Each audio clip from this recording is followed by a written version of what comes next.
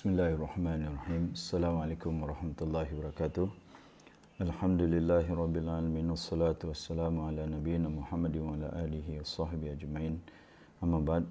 Alhamdulillah, kita panjat puji dan syukur kita kepada Allah Subhanahu wa taala. Kita mohon pengampunan Allah atas segala dosa kesalahan kita. Kita mohon perlindungan Allah daripada kejahatan diri kita sendiri, dan kita mohon rahmat Allah Subhanahu wa taala dalam kita saling ingat mengingati tazkirah harian kita. InsyaAllah ta'ala pada kali ini kita akan lihat ada surah An-Naml, ayat yang bermula daripada ayat yang ke-76. A'udzu billahi minasyaitonir rajim. Inna hadzal qur'ana yaqussu 'ala bani Israila aktsara alladhi hum fihi yakhtalifun. وَإِنَّهُ لَهُدًى وَرَحْمَةٌ لِلْمُؤْمِنِينَ إِنَّ رَبَّكَ يَقْضِي بَيْنَهُمْ بِحُكْمِهِ وَهُوَ الْعَزِيزُ الْعَلِيمُ فَتَوَكَّلْ عَلَى اللَّهِ إِنَّكَ عَلَى الْحَقِّ الْمُبِينِ إِنَّكَ لَا تُسْمِعُ الْمَوْتَى وَلَا تُسْمِعُ الصُّمَّ الدُّعَاءَ إِذَا وَلَّوْا مُدْبِرِينَ وَمَا أَنْتَ بِهَادِ الْعُمْيِ عَنْ ضَلَالَتِهِمْ إِنْ تُسْمِعُ إِلَّا مَنْ يُؤْمِنُ بِآيَاتِنَا فَهُمْ مُسْلِمُونَ. Sadaqallahul Azim. Allah Subhanahu wa taala menerangkan pada ayat yang ke-76 ni mengenai dengan Al-Quran, tentang keistimewaan, kebesaran, kemuliaan Al-Quran, nikmat yang terbesar sekali yang diturunkan kepada kita. Dan sebenarnya bulan ni adalah Syahrul Ramadan, adalah Syahrul Quran. Syahrul Ramadan alladhi unzila fihi al-Quran. Bulan Ramadan, bulan yang diturunkan padanya Al-Quran. Jadi kita lihat kebesaran Al-Quran pada ayat ini, suatu mukjizat lah. Mukjizat yang dibawa oleh Rasulullah sallallahu alaihi wasallam. Inna hadzal Quran, sesungguhnya Quran ini yaqussu ala bani Israel, ceritakan tentang Bani Israel, ceritakan kepada Bani Israel, atau ceritakan ke atas Bani Israel. Jadi kita lihat tuan-tuan, ini suatu, kalau kita fikir secara logik saja, fikirkan yang di mana Rasulullah sallallahu alaihi wasallam, Muhammad sallallahu alaihi wasallam, kita kata tak tahu membaca, tak tahu menulis, tak pandai membaca, tak pandai menulis, dan tak berguru pun, tak ada guru pun yang dia belajar kepadanya. Boleh menceritakan tentang Bani Israel. Bani Israel ni sejarah dia panjang sekali. Sejarah Bani Israel adalah sejarah yang panjang banding dengan umat-umat yang lain. Itu banyak cerita dalam Quran ni tentang Bani Israel. Kerana Bani Israel ini dia kaya dengan sejarah. Umat yang paling lama sekali adalah Bani Israel sebelum datang umat Nabi Muhammad sallallahu alaihi wasallam. Adalah Bani Israel, umat Nabi Nuh, Nabi Hud, umat Nabi Lut, semuanya singkat saja. Tapi Bani Israel ni panjang, dan Nabi kebanyakan Nabi diturunkan ke atas Bani Israel. Jadi kaya.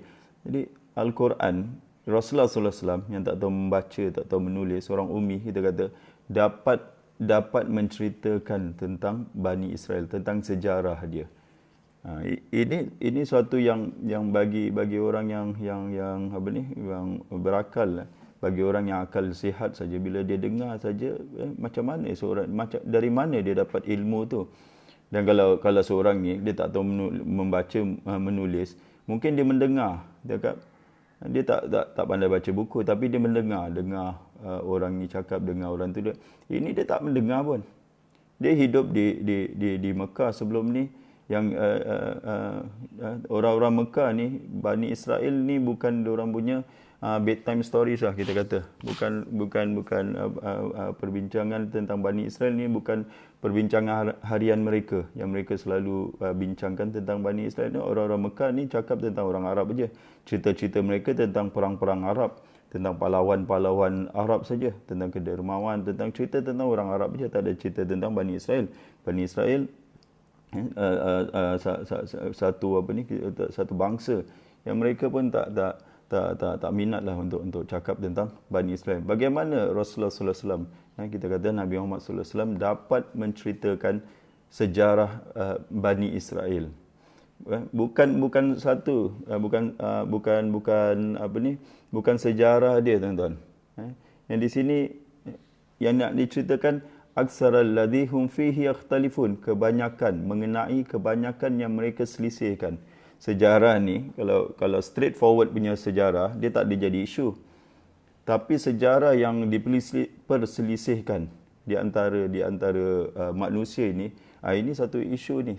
Sejarah apa sajalah, kalau milik siapa ni pulau ni, pulau ni milik siapa. Biasanya Singapura dengan Malaysia ni bergaduh ni lah, pulau ni milik siapa. Jadi nak cek sejarah ni, apa yang Malaysia cakap dia punya, Singapura cakap dia punya. Jadi perselisihan ni, konflik ni bukan senang ni, kita nak tahu.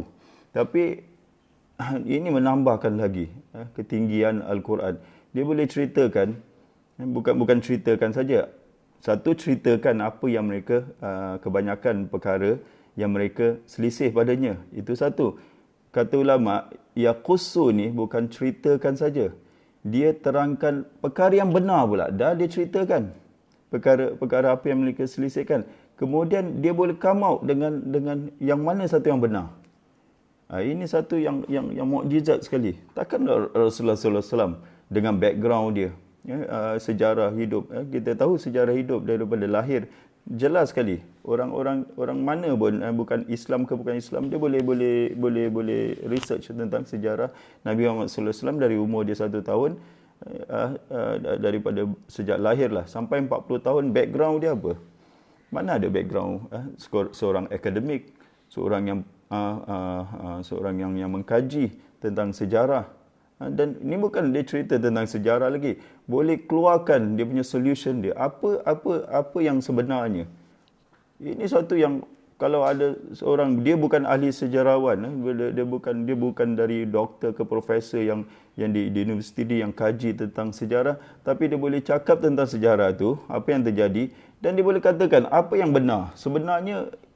Perkara yang benar macam mana? Dari mana dia tahu? Macam mana dia tahu? Ini suatu yang mukjizat sekali. Satu mukjizat sekali yang di mana ada dengan kita. Satu kitab yang datang yang ceritakan tentang apa yang manusia perselisihkan, dan kemudian beritahu yang benar, perkara yang hak, perkara yang benar. Ini satu nikmat yang besar sekali. Bila seorang tu ada satu kitab yang dapat selesaikan masalah, dia satu satu perkara yang besar. Saya nak buat contoh aja, tuan-tuan, untuk mudahkan kita faham. Satu hari saya di sekolah anak saya dapat panggilan telefon daripada ibu kepada kawannya anak saya. Dia kata, "Ustaz, boleh tolong tak? Saya punya kereta bocor lah, tayar dia bocor." Saya pun cakap, "Okey, tunggu, saya datang." Dia on the way, dia nak balik. Saya pun keluar daripada sekolah tu, pergi. On the way dia cakap, dia telefon lagi. Ustaz, tak payahlah Ustaz, ada orang nak tolong." Saya cakap, "Saya dah dekat ni, tak apalah, saya tengok ajalah." Saya tengok. Dia kata, "Ada orang dah tolong Ustaz." Dia kata, "Tak payah." Tapi saya kata, "Datang." Saya dengan anak saya lah. Saya kata, "Kita pergi ajalah.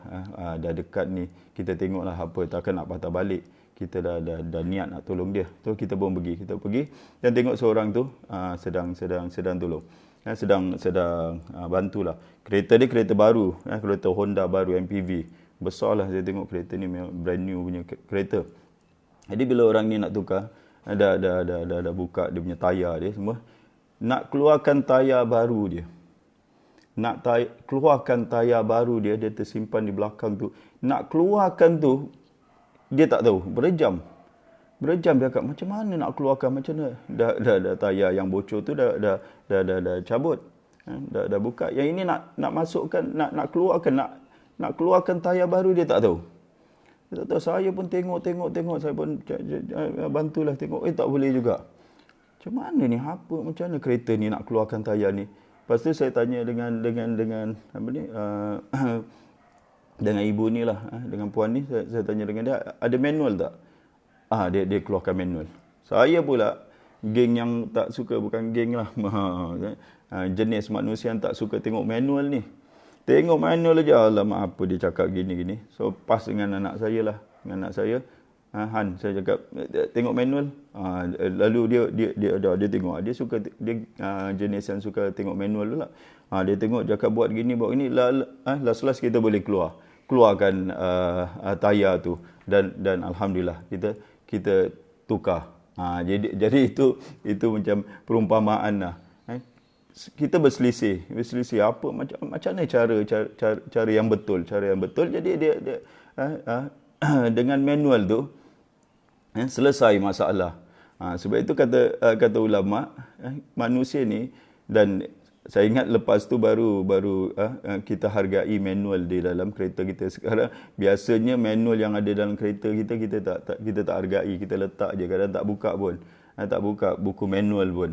Lepas dari itu baru kita cakap alhamdulillah, ada manual untuk kita rujuk. Jadi kita tak akan hargai Al-Quran ini. Kita tak akan hargai. Kita akanlah, kebanyakan manusia tidak menghargai Al-Quran ini.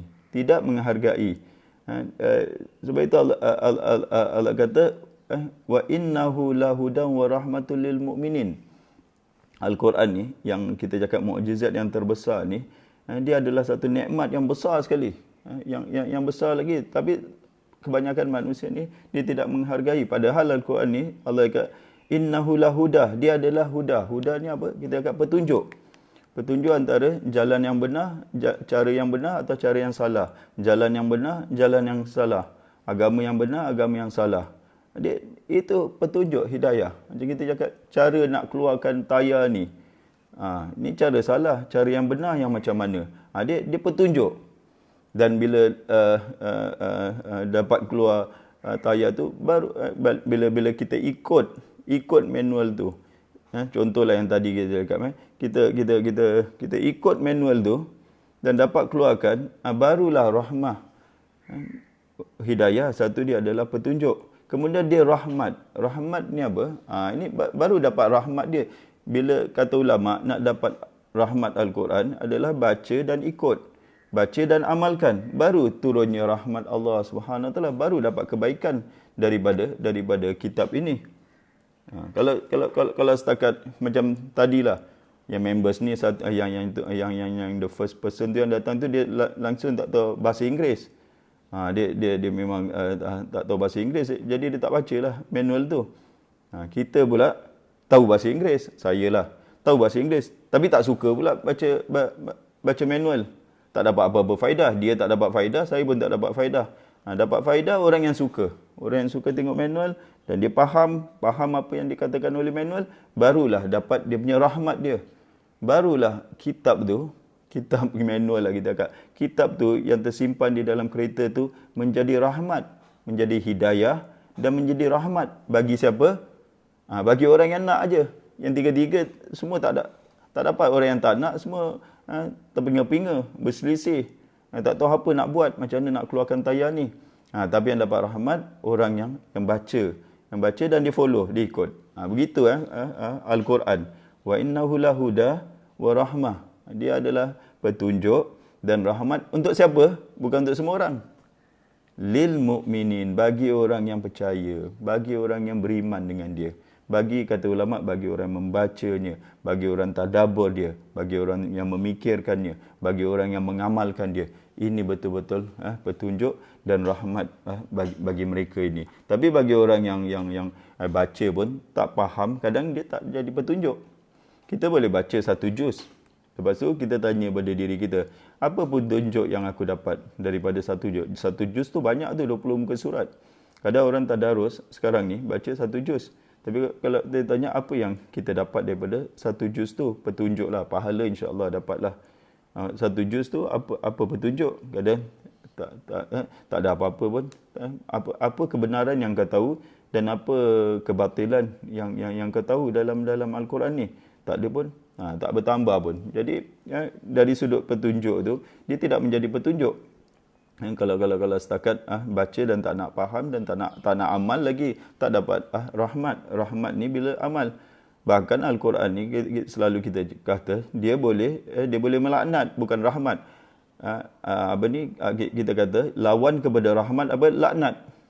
Rahmah, laknah. Laknat tu jauh daripada rahmat. Macam mana orang baca Al-Quran dia boleh kena laknat? Dia baca Al-Quran, sepatutnya Al-Quran menjadi rahmat bila dia tak ikut. Kata ulama, macam mana kata Rasulullah sallallahu alaihi wasallam, berapa ramai orang yang membaca Al-Quran padahal Al-Quran melaknat dia. Bila dia tahu perkara tu, dia baca perkara tu, lalu dia tak ikut. Seperti mana orang Yahudi. Bila dia baca kitab mereka, dia tak nak ikut, laknatullah. Allah melaknat mereka. Jadi itu apa yang Bani Israel persisihkan. Paling banyak sekali lah dalam Al-Quran yang Allah SWT, kita hanya kena baca Al-Quran. Jadi kalau kita tanya, apa yang Bani Israel berselisihan padanya? Apa benda? Jangan fikir-fikir, bacalah Al-Quran. Tengok, baca Al-Quran surah Al-Baqarah saja penuh dengan cerita tentang Bani Israel. Paling besar sekali yang mereka persisihkan sampai ke hari sampai ke hari ini apa? Tentang Isa bin Maryam, tentang Nabi Isa bin Maryam. Mereka dia tak tahu siapa sebenarnya, who is Jesus. Sampai ada dokumentari. Tentang who is Jesus. Ini biasa, ini bukan saya nak menghina, ini bukan sesi ini bukan nak menghina atau apa-apa agama-agama, bukan. Memang mereka berselisih. Sampai BBC pun ada dokumentari siapa sebenarnya Jesus. Tentang Jesus ni mati ke tidak. Did Jesus die? Ada dokumentari dia. 1 jam 2 jam kita boleh tengok. Sama ada Jesus mati atau tidak. Jadi ini perkara-perkara yang mereka persisihkan. Siapa Jesus? Mereka persisihkan. Bani Israel terpecah kepada dua agama, itu agama Yahudi dengan agama Nasrani. Yahudi pula cakap Nabi Isa ni bukan nabi. Dia malahan dia tuduh lagi Nabi Isa ni anak di luar nikah lah. Macam-macam pembohongan yang mereka kata tentang tentang Nabi Isa. Nasrani pula dia kata Nabi Isa ni Tuhan ataupun anak Tuhan ataupun 3 dalam 1. Ini mereka persisihkan. Jadi Al-Quran datang, apa status sebenar Nabi Isa alaihissalam? Al-Quran terangkan. Inni Abdullah, aku adalah hamba Allah. Akulah adalah Rasulullah. Aku adalah Rasul yang diutuskan. Senang saja Al-Quran ni. Apa yang mereka perkara yang besar. Perkara yang besar yang mereka persisihkan, Al-Quran jelaskan dengan sejelas-jelasnya. Dan bagi kita yang mereka tak nak ikut, tak apalah, bagi kita dia adalah petunjuk dan dia adalah rahmat bagi kita, rahmat lil mukminin. Dan apa yang mereka persisihkan, Allah kata pada ayat yang ke-78, wa inna rabbaka yaqdi bainahum bihukmi. Allah akan putuskan di antara mereka dengan hukumannya. Siapa yang benar, siapa yang salah, Allah Subhanahu Wa Taala dengan keadilan dia, Allah Subhanahu Wa Taala akan memutuskan konflik atau persisihan yang manusia berada di dalamnya tak akan selesai di dunia ni, tapi dia selesai di akhirat nanti. Siapa yang benar, siapa yang salah. Macam kita lah, agama mana yang betul. Dia boleh diselesaikan di dunia ni, mana boleh selesai. Agama mana yang betul dia selesai di akhirat nanti. Di akhirat barulah Allah Subhanahu Wa Taala akan jatuhkan hukum. Siapa yang benar, siapa yang salah. Dan orang yang berselisih ni kadang degil. Tak bila dah diputuskan kan, biasalah orang yang dalam konflik yang tak setuju, dia degil. Sebab itu Allah cakap wa huwal aziz, dia yang aziz, dia maha kuasa untuk menundukkan, untuk mengazabkan orang yang degil ni. Orang yang degil ni walaupun dah diputuskan masih degil lagi, Allah ni maha berkuasa untuk menundukkan dia dan untuk menghukum dia. Al-Alim, dan Allah mengetahui siapa di antara mereka yang benar, betul-betul yang benar. Jadi Allah tahu tentang niat mereka, tentang akidah, tentang iktikad mereka. Rasulullah sallallahu alaihi wasallam diperintah oleh Allah Subhanahu Wa Taala mengenai perkara ini. Setelah Rasulullah SAW menyampaikan kebenaran, menyampaikan Al-Quran, ada yang ikut, ada yang tak ikut. Rasulullah diperintah oleh Allah, fatawakkal 'ala Allah. Bertawakallah kepada Allah, berserahlah diri kepada Allah, serahkanlah urusan kamu. Kerana apa kena tawakal? Kata ulama, jawab dia, innaka 'alal haqqil mubin. Kerana engkau di atas kebenaran yang jelas, yang nyata. Jangan hiraukan apa yang mereka kata, serahkan urusan engkau kepada Allah SWT. Kadang sekarang ni kes Ustaz Ibid, Ustaz Ibid Liu, dia buat banyak kebaikan, tolong orang sana sini, orang mempertikaikan dia. Kalau situasi dia, tawakal aja. Kalau dia buat ini ikhlas, dia buat ikhlas kerana Allah SWT, dia menolong orang kerana Allah SWT, tawakal aja dengan Allah. Kalau kita di atas kebenaran, apa yang orang cakap tu, itu tak menjejas. Kebenaran itu tak menjejas. Di situ timbulnya kena tawakal. Jangan hiraukan apa yang manusia kata, serahkan perkara ini kepada Allah SWT. Dan ini yang menakutkan. Innaka la tusmi'ul mauta wa la tusmi'us summa du'a. Sesungguhnya engkau tidak dapat menjadikan memahamkanlah. Tusmi'a ni mendengarkan kalau dalam bahasa Arab. Tusmi'a, kau tak dapat memahamkan orang yang mauta. Mauta ni orang yang mati, orang-orang yang mati. Apa yang mati? Takkan kita nak baca Quran kepada orang mati? Tak. Jadi mati ni, Allah kata hati dia mati. Hati dia mati. Jadi kalau orang yang tak faham Al-Quran, orang yang tak nak faham, tak nak lah kita kata, tak nak terima Al-Quran, tak nak dengar kepada Al-Quran, Allah kata mereka ni macam orang mati je. Macam bangkai yang hidup aja. Senangnya kata, mereka ni macam bangkai yang hidup. Dah matilah mereka. Hati mereka ni dah mati.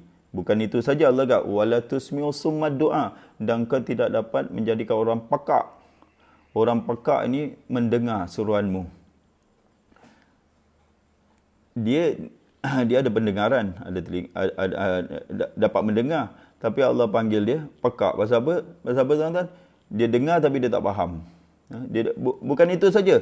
Idza walla mudbirin, dahlah tak nak faham, dia berundur ke belakang, iaitu dia berpaling.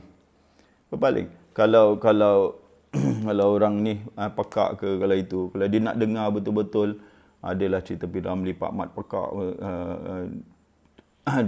dia cakap berapa kali, dikuatkan tinggi, lama-lama dia dengar juga.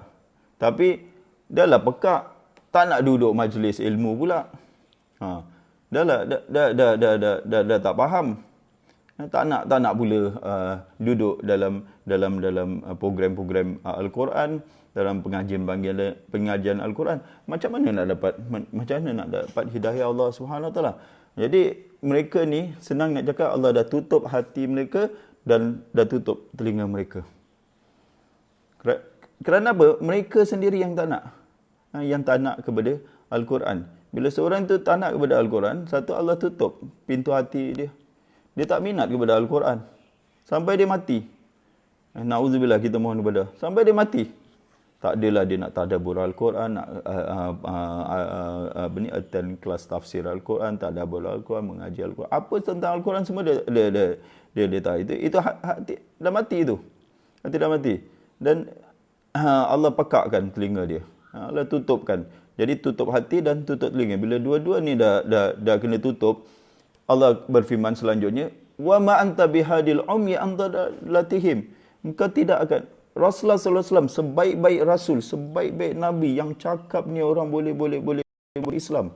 Dengan status, dengan cakap akhlaknya, dengan peribadinya, dengan kita kata segala-gala yang ada pada Rasulullah SAW, itu pun tak dapat memberi petunjuk kepada orang yang sebegini. Wa ma anta bihadil ummi an dalalatihim. Engkau wahai Rasul tak akan dapat memberi petunjuk kepada orang yang sudah buta. Orang yang buta. Supaya menjauhi daripada kesesatan mereka. Rasulullah sallallahu alaihi wasallam pun tak dapat, kerana petunjuk ni di tangan Allah Subhanahu Wa Taala. Innaka la tahdi man ahbabta walakin Allah yahdi man yasha.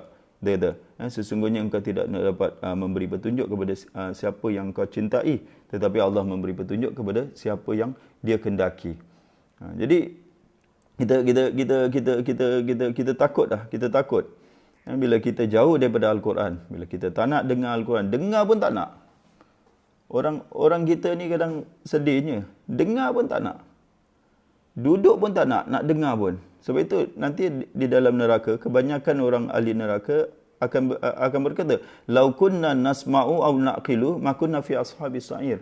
Kalau dulu di dunia kami dengar, kalau dulu di dunia kami memahami, kan, kami berfikir, kami memahaminya, ma kunna fi ashabis sa'ir. Tentulah kami tidak termasuk ahli sa'ir. Ashabis sa'ir ni orang-orang ahli neraka.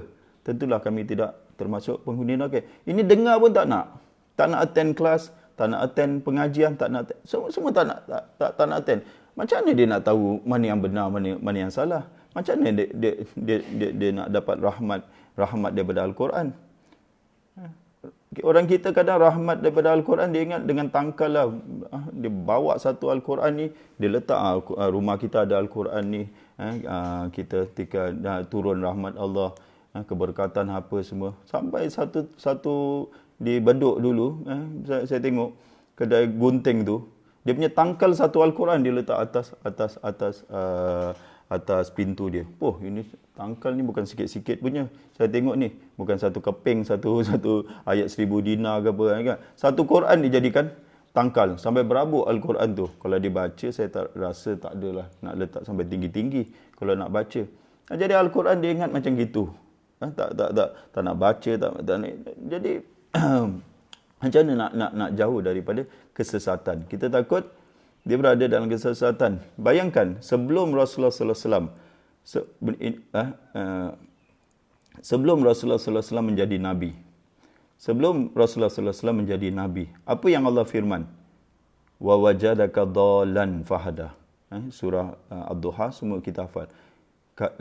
Kami mendapati wajada dan dia mendapati engkau, Tuhanmu mendapatimu, ya Rasulullah, dhalan ni tidak mengetahui.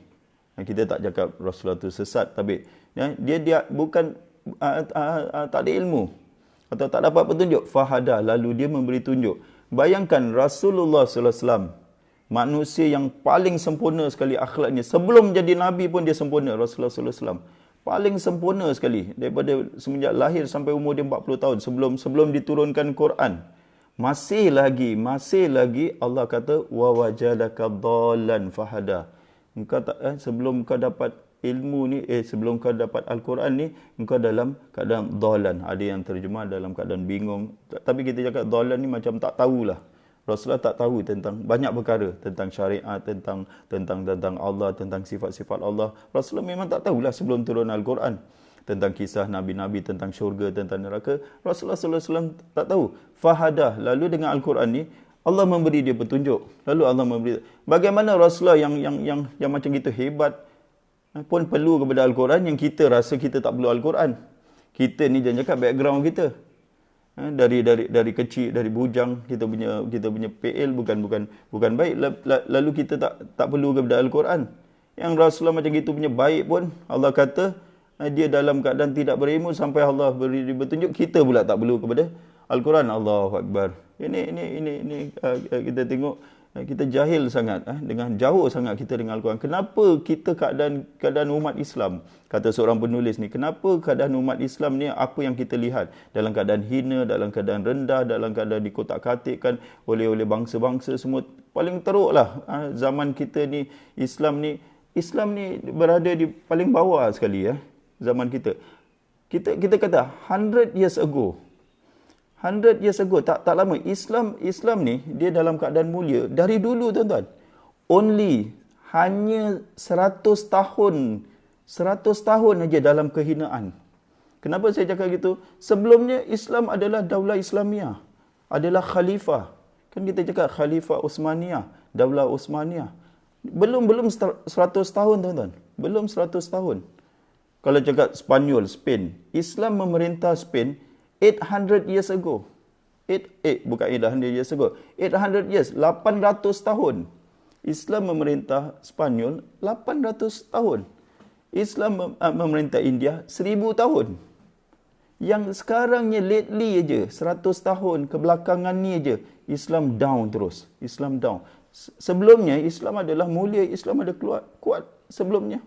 Ribuan tahun. Kalau zaman waktu Al-Quran diturunkan 1400 tahun yang dulu, bila kejatuhan khalifah yang terakhir, dia jatuh ni belum 1 tahun. Belum 1 tahun, 2026 2026 baru genap kita cakap 100 tahun. 100 tahun kita ni tak ada khalifah. Sebelumnya kita ni khalifah, Islam dalam keadaan mulia. Tapi baru 100 tahun saja daripada 1400 tahun, 1300 tahun adalah Islam dalam keadaan mulia. Hanya 100 tahun saja. 100 tahun saja kita dalam... Jadi ulama bincangkan, kenapa dalam 100 tahun ini kita dalam keadaan hina? Adakah pasal Quran yang sama juga yang dibaca oleh mereka, iaitu datuk nenek moyang kita. Yang baca bukan datuk nenek moyang orang Melayu lah. Itu datuk nenek moyang kita, para sahabat dan mereka selanjutnya. Quran yang sama yang mereka baca. Kenapa? Jadi cara kita baca Al-Quran tak sama macam dia baca. Ataupun kita ni jauh daripada Al-Quran. Sebab itu kita dalam keadaan hina. Allahu Akbar. Kita insaf keadaan kita jauh daripada Al-Quran. Nak kata ulama, kita melihat keadaan kita ini kerana salahnya mereka membaca Al-Quran. Keadaan kita sekarang ni adalah akibat daripada salah kita dalam membaca Al-Quran. Sebab itu kita jadi macam gini. Bayangkan tuan-tuan, kita yang hidup, kita jangan cakap orang lain, kita je lah. Kalau saya umur dah 50 lebih, kalau ikut Hijriah dah 55 umur saya, 54, 55 umur saya. Bila betul-betul yang, tak tahu bila pun betul-betul dapat faham Al-Quran dengan sebenarnya. Ni umur nak dekat habis. Lagi sekejap aja 60-70 tahun dah habis. Ayat Quran pun kita tak faham lagi. Jangan cakap nak amalkan betul-betul. Banyak lagi kita tak tahu. Banyak lagi kita tak tahu. Ya Allah, kita insaf betul lah. Tu kan? Tapi kita usahalah tuan-tuan. Dan syarat untuk menjadi orang yang faham. In tusmi'u illa ma yu'minu bi ayatina fahum muslimun. Engkau dapat memberi kepahaman, memahamkan tusmi'u, dapat memperdengarkan Al-Quran, itu dapat memahamkan Al-Quran. Siapa yang percaya, siapa yang beriman akan ayat-ayat kami dan dia berserah diri, iaitu dia orang yang taat dan ikhlas beribadah kepada Allah Subhanahu Wa Taala. Muslimun ni orang yang patuh taat kepada Allah Subhanahu Wa Taala. Itu syarat dia. Syarat mesti nak percaya dan dia taat apa yang Allah Subhanahu Wa Taala perintahkan kepada dia taat. Moga-moga Allah Subhanahu Wa Taala dalam bulan yang penuh keberkatan masukkan kita daripada orang yang percaya kepada Al-Quran dan orang yang taat beriman kepada Al-Quran. Moga-moga Allah menjadikan Al-Quran ini syafaat bagi kita, terutama di dalam kubur. Ini saya nak beritahu tuan-tuan tentang berita daripada kubur. Ini diberitakan oleh kekasih kita, junjungan kita Muhammad sallallahu alaihi wasallam, Nabi Muhammad sallallahu alaihi wasallam, tentang seorang ini bila dia kubur dia diluaskan, dilapangkan kubur dia, diterangkan, dia dapat jawab soalan, ditanya. Ini dalam hadis sahih. Ditanya oleh para dua malaikat Munkar Nakir. Apa yang kau buat dulu? Apakah ilmu kau dulu? Ma ilmuka? Mereka tanya, ini teks Arab dia, ma ilmuka? Apa ilmu kau dulu? Kan kalau kita tanya orang, apa ilmu kau ni sampai dapat macam ni? Apa ilmu kau? Macam gitu malaikat tanya, apa ilmu kau ni sehingga kau dapat layanan yang ni? Orang ni jawab, ini berita dari alam barzakh, tuan-tuan. Yang rahmat Rasulullah tu, Rasulullah beritahu kepada kita. Kalau kita nak dapat macam dia, apa dia cakap? 3, tuan-tuan. Qara'tu kitab Allah. Aku baca kitab Allah. Fa amantu bihi, dan aku beriman dengan dia. Fa saddaqtuhu, dan aku membenarkan dia. Allahu Akbar. 3 ni. Kalau nak selamat, baca, iman dan benar. Itu siapa yang Rasulullah dapat beri kepahaman, dapat beri hidayah adalah orang yang percaya kepada Allah, dan orang yang Muslim itu orang yang taat menyerah diri kepada Allah Subhanahu Wa Taala. Moga-moga Allah kabulkan doa kita. Moga-moga pada bulan Ramadan ini kita menjadi orang yang lagi dekat dengan Al-Quran. Aqulu qouli hadza wa astaghfirullahal azim li wa lakum. Wassalamualaikum warahmatullahi wabarakatuh.